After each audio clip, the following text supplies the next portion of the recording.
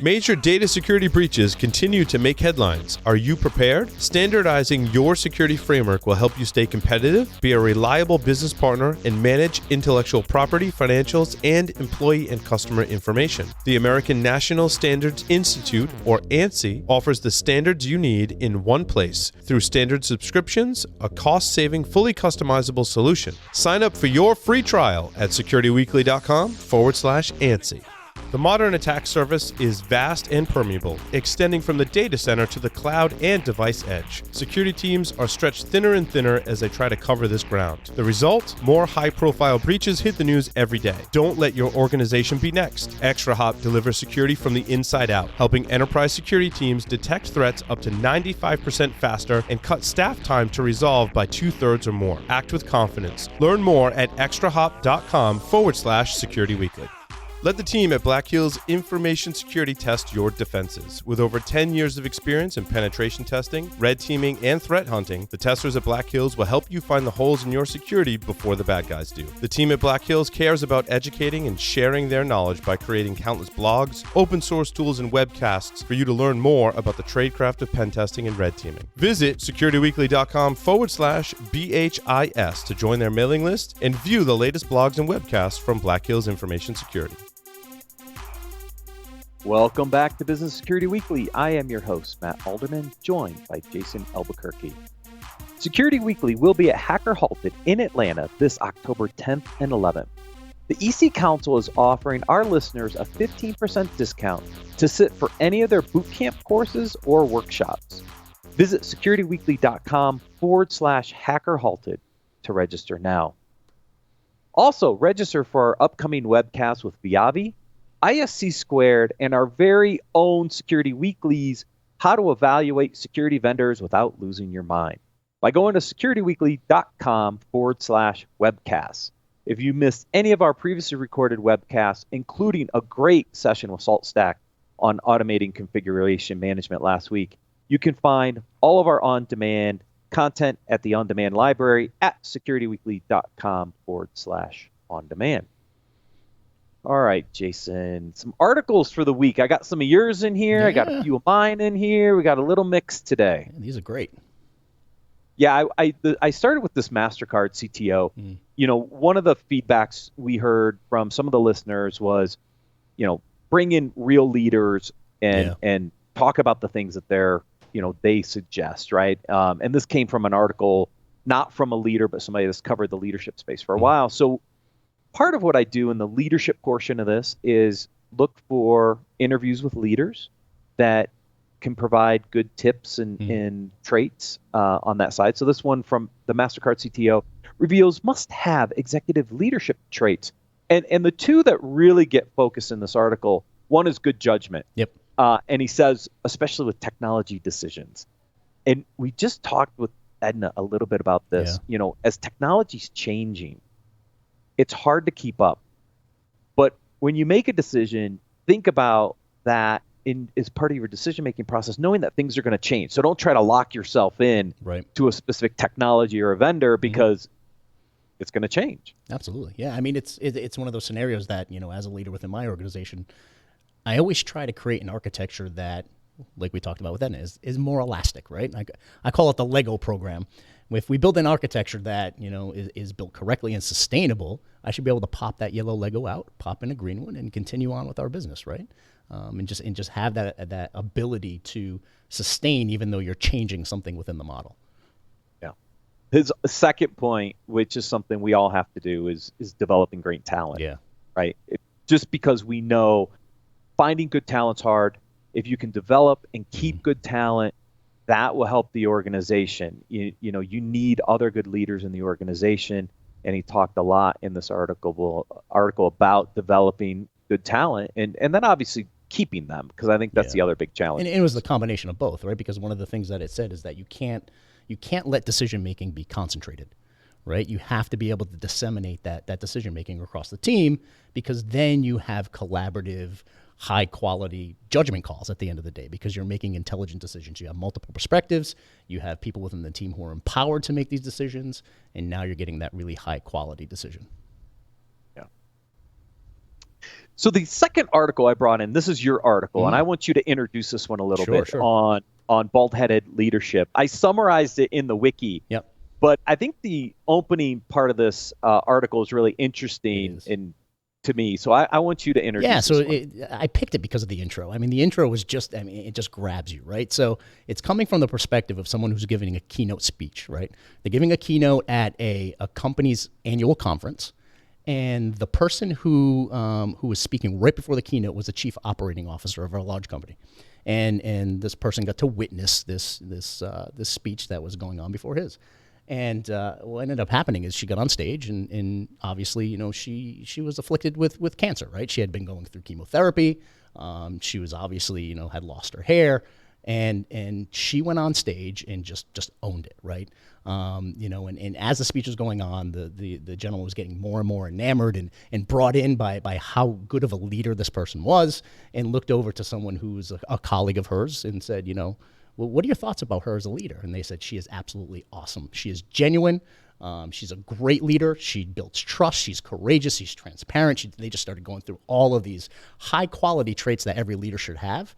And at the end of the day, this article goes through how, it's not just about having that good sales pitch or being able to win someone over with the way you speak. It's actually about being authentic at the end of the day, right? It's having that authenticity. It's not about the flashy bravado. It's really about owning your own vulnerability, to be honest with you. That's something that I pulled out of the article was own your own vulnerability. Don't be ashamed of that. Yeah, and like I said, I summarized this, and I think some very interesting pieces that came out of this around transparency, about being courageous, and just authentic. There are a lot. I've had some great leader examples, in my career, which has been great. I'm a pretty simple man. I think men in general are somewhat simple. I think women are a little more complex. But look, my value system is going to come through. I'm going to tell you what I think. I'm going to be very open and transparent about it, and hopefully you like that in your leader. And if you do, that's great. Then you have a lot of people that hide things. They're not transparent. They're they're always trying to be your best buddy, but not in a way that, to me, those leaders, that's where I've always struggled in my career, is making sure I had those really good, just great leaders that you could get into a conversation, be very open and transparent, and build that level of trust and propel the organization forward. Because those are the folks who lead by example, right? They're not talking about what they do. They just do it. They get it done, right? And in one of the pieces in this article, it said, and they coined it bald-headed leaders, right? The traits that good leaders should have. And one of them was bald-headed leaders are egalitarian, right? And they gave an example of, if your entire team, you were away on vacation, your entire team wins the lottery, right? They win the Mega Millions, and they're all multimillionaires by the time you get back. They decide that they work with HR and say, you know what? We're going to be millionaires, but we decide we're going to stay with the company. We're just going to volunteer our time with the company. Would you be treating them any different as a leader when you get back? That's a question you need to ask, right? I mean, as a good leader, you would not be treating them any differently, knowing that they could go away tomorrow, right? Because they're millionaires. They don't need to be there. You should still be treating people with that level of respect, own that level of leadership where you're trying to help them from a relationship perspective, trying to build them as people who work on your team, and I think that was a very big eye-opener, right, reading that statement. They could leave you tomorrow. Would you treat them differently? Right. Exactly true. And that's true in our industry all the time. We could lose anybody on our team. There's so many job opportunities out there that anybody that works for us could leave tomorrow. That's right. And would you treat them any differently? You shouldn't. That's right. This next one I brought in is on culture. This is also one of your articles that we tagged probably a couple of weeks ago on the next 3 cultural dimensions almost every organization should evolve. And it was interesting because it talks about speed, boundarylessness, and corporate social responsibility, which I thought were interesting. Speed I could see, but the other two were a couple interesting takes on this. Yeah. I mean, I love the article. I mean, it went through that. One of the pieces that I loved was culture is the only sustainable competitive advantage you have, right? As a company, you can build all these competitive advantages within your organization, and eventually, they could be weaned out, or a competitor could come in and steal the show. But your culture is something that you have all the control of creating that sustainable environment. So if you own your culture, you won more than half the battle at that point, right? And I truly believe that, culture is one of those sustainable competitive advantages that you can have in the market. Yeah, and it talks a lot about what we just talked about in the last article about openness and communication and value system from doing the right thing, from a corporate social responsibility. Yes. Those are all important parts of that culture that ties back into the types of leaders you want to bring into the organization from a leadership perspective, because now your cultures and your leaders, they're harmonious, they're in sync, right? Where I see organizations struggle and fail is when their leadership and their culture are at odds with each other. Or disconnected. Right? Yeah, they're disconnected. Or completely disconnected, right? Where you want to do all the right things, but then your leadership doesn't do it, or vice versa, right? That's when I see organizations really struggle. Yeah, and then as as an employee, you start feeling like they're flying in the face of your own personal values. And one of the they actually called out a survey by Cornerstone International Group that, it showed that corporate social responsibility drives culture, drives employees to want to stay, right? And it really, they went in pretty in depth on how important that corporate social responsibility is to employees, right? And if the leadership isn't acting on that, that's that level of disconnection, right? They're not doing their job to engage their community of employees. Yeah, true. This next article, actually, I got introduced to Vanessa Van Edwards from my wife. It was interesting. Over the weekend, my wife's like, have you ever heard her before? She's got a lot of videos out on YouTube.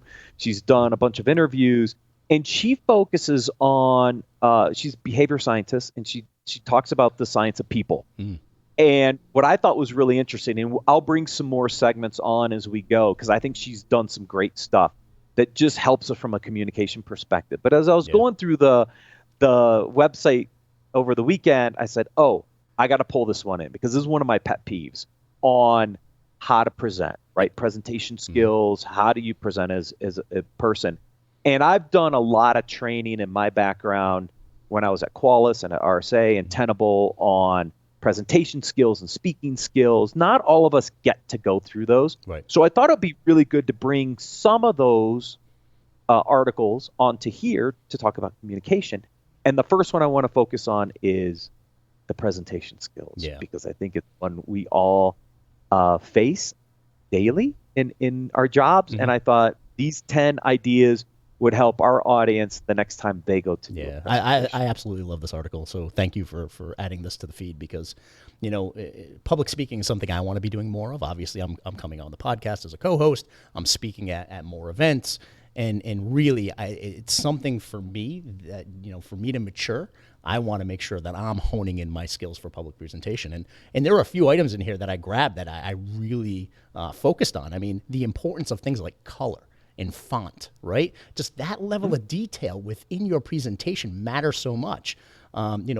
People associate colors with certain feelings and environments and moods. And to just read that during my presentations and in slide decks, I'm going to pay attention to those things, right? Same thing with fonts. People are influenced by certain types of typography. That's amazing, right? Those are things that now I'm going to take and actually use when I present. Yeah, and one of the ones I'm going to bring on is related to this, where she actually went out and did a study on speakers and had the speakers on mute and the speakers with volume. Okay. And amazingly, the response rate wasn't any different, because it's not about what you say, it's about how you say it. It's about how you present it. And you could get the same reaction to a presentation, even if you didn't hear it, based on the speaker and how they were presenting the material. And I want to bring that one on at some point, because I think it's really important for anybody that does public speaking. These are some of the things I've learned over the years, and it's a really great way to bring it all. I think it's like the five traits or something like that. I'll have to bring it on in a future one. But there's a couple other ones in here. You talk about the visual of color and font. The first one talks about, save the most important thing for last and first, right?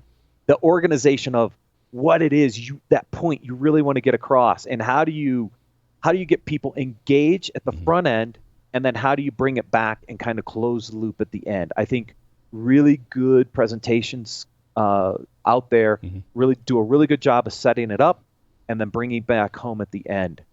The other one in here is get a public speaking role model. Yes. I know who mine was. Yes. Mine was Art Coviello. Everything I learned about preparation for public speaking, all the keynotes I've ever done, I learned from Art. I had a wonderful opportunity when I was at RSA to work with Art at RSA, and one of the most memorable things for me is when we did the last Archer Summit, the last standalone Archer Summit on RSA, because then it all got combined. I actually wrote Art's speech to kick us off at that event. And I had taken a lot of the skills that I'd learned from him over my tenure at RSA, worked with his speechwriter to actually write his speech.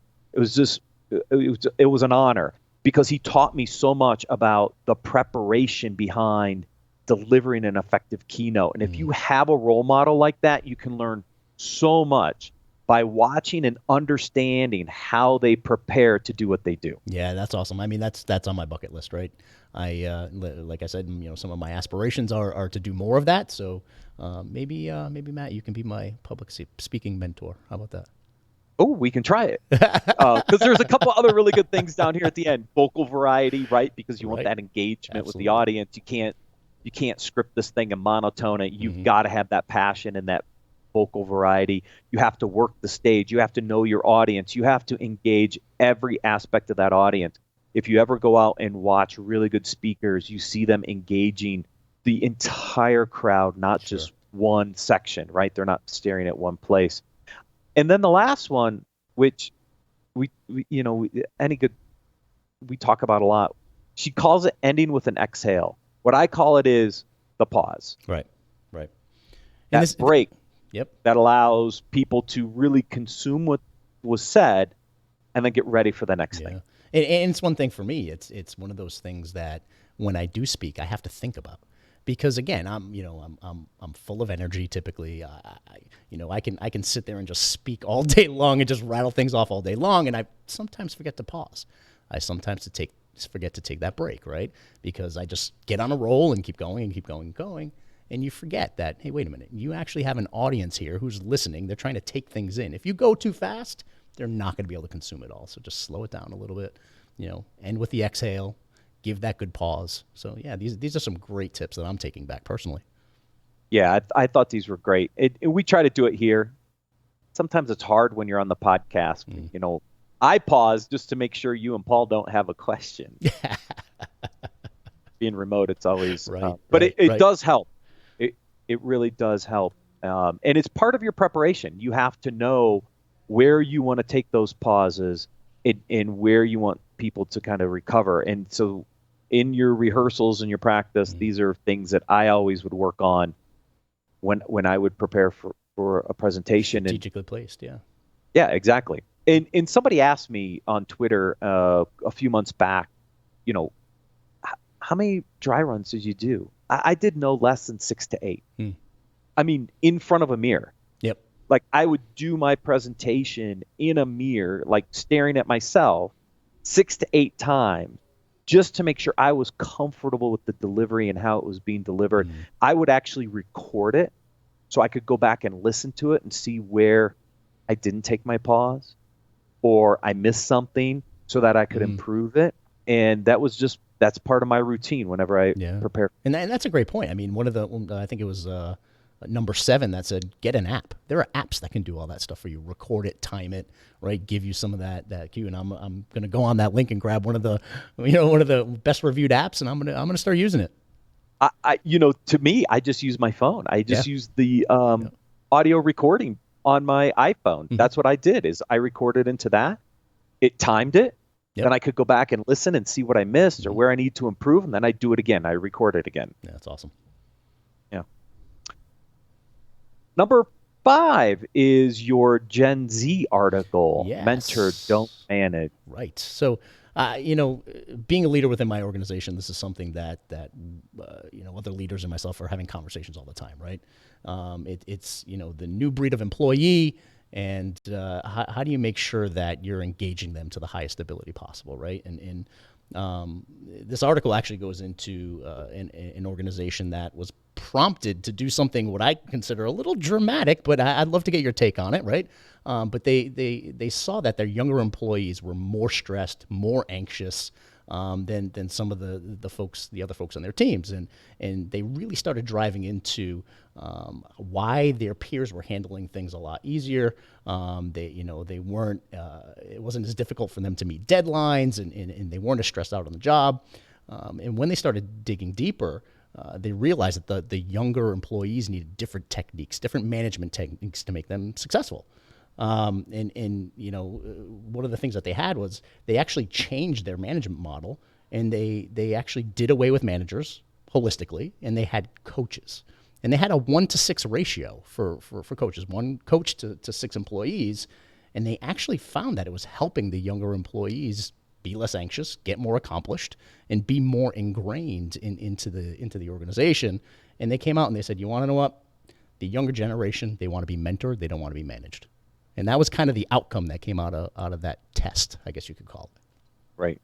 Yeah, and I think it's interesting as we think about, as we hire younger people into our profession, what are the differences, right? We grew up in different times. Yeah. I grew up, my summer was working on the farm, baling hay, pulling tassels out of corn, and helping my dad in the yard, right? So I was a very hands-on, just get it done kind of person, right?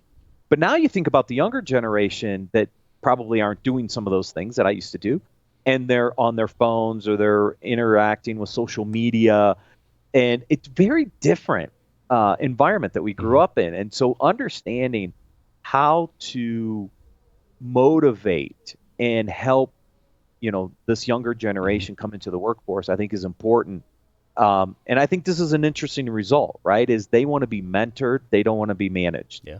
They don't want to be told I see a lot of this. I've seen some of this in my career. You've got a time window of when you expect them in the office. They're like, I can't do that.